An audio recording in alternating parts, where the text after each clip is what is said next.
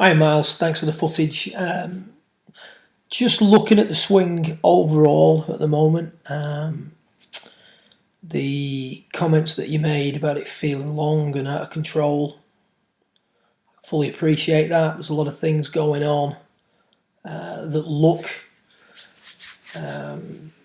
quite sort of counterproductive to consistent ball striking.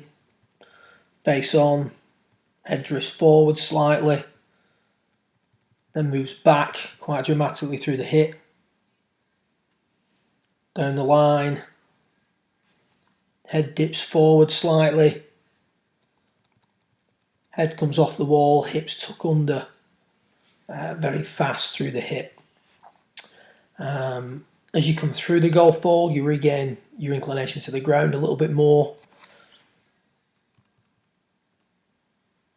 Very, very square, if not slightly shut with the shoulders from down the line. Hips not really opening up enough. Arm and club getting pulled out in front of you a little bit too fast,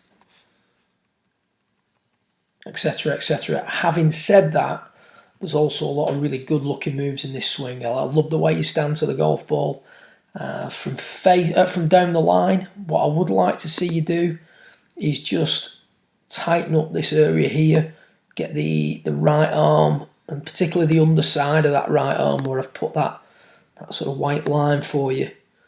Feel like you're going to squeeze the underside of the right arm against the chest a little bit more.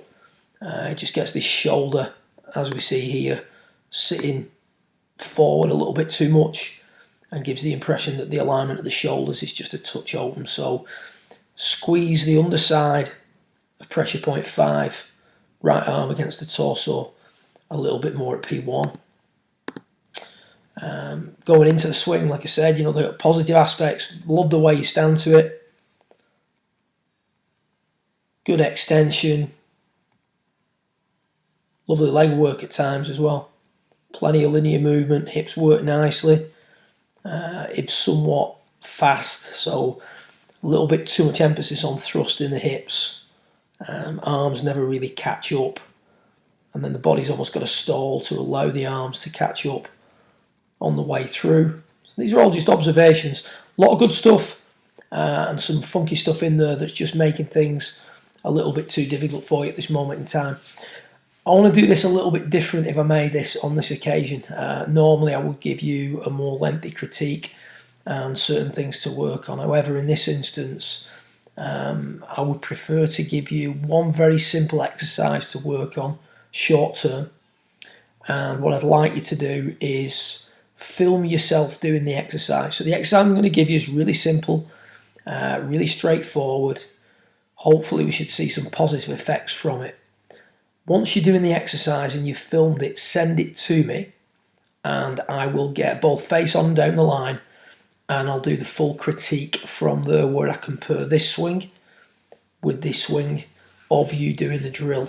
Hopefully there will be enough significant differences in it for you to, or for me to make a good comparison and for you to see some positive changes that we can apply, and talk about in regards to your long-term improvement. So what I'd like you to do, and I'm just going to get rid of this down the line footage for a second and get one of my model swings up.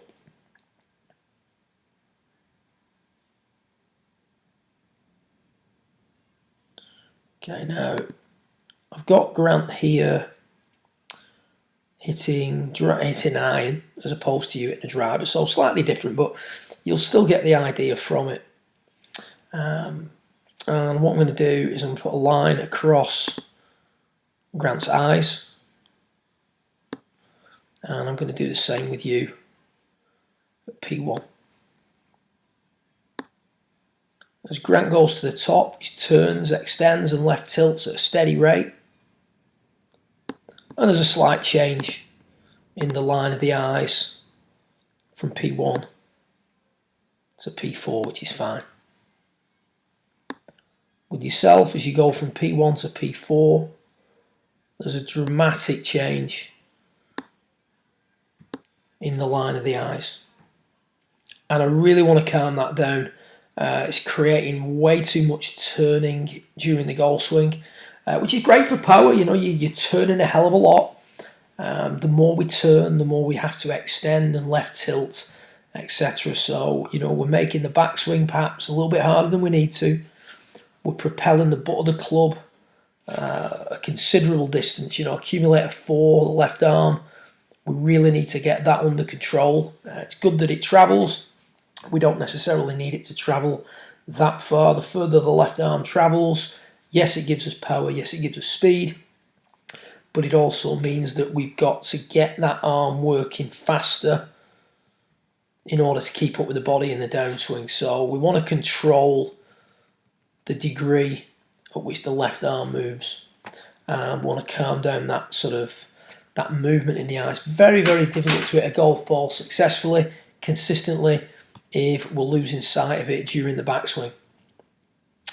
And the drill and the exercise that I want to film yourself doing, you can do this over the next couple of days. Like I say, once I'm in possession of the film, I'll do the full critique.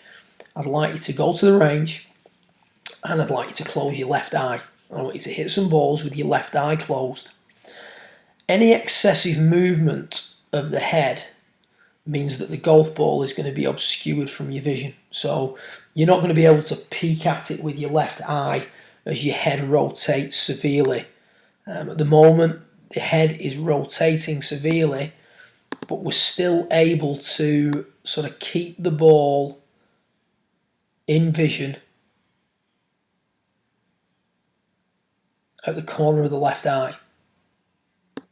Now with that left eye closed, you're not going to be able to see anything, and losing sight of the golf ball is very, very off-putting for the majority of golfers. Hopefully that drill will start to make some changes when you're looking on video. Left arm should travel a little bit less, head should twist a little bit less. I have no problem with a little bit of head movement, i.e. what we see with Grant on the left. I just don't want to see anything that's excessive in the golf swing. Anytime we see something excessive, generally means that it's going to be really difficult to time, really difficult to coordinate, and more importantly, really difficult to repeat. So get yourself to the range, hit some shots with the left eye closed. Once you're comfortable with it and you're striking balls with it, do a little bit of filming, send me the footage across, and we'll start to look at any changes that have happened. Hopefully that's the case. If not, we may have to look at an alternative way of doing things. But for now, I think that if we can spend a little bit of time with that left eye closed, have a little look at the picture, see what's changed, discuss it, and then we'll go from there. So I appreciate this is maybe not exactly what you were expecting back at this moment in time, but we'll get to the good stuff a little bit further down the line, maybe a day or so's time. If you can get that footage to me ASAP, then I can crack on with it in the next couple of days, and hopefully by sort of Thursday evening, Friday, we can have the full appraisal and the suggested drills and things to work on. Thanks for the footage. Great to hear from you again.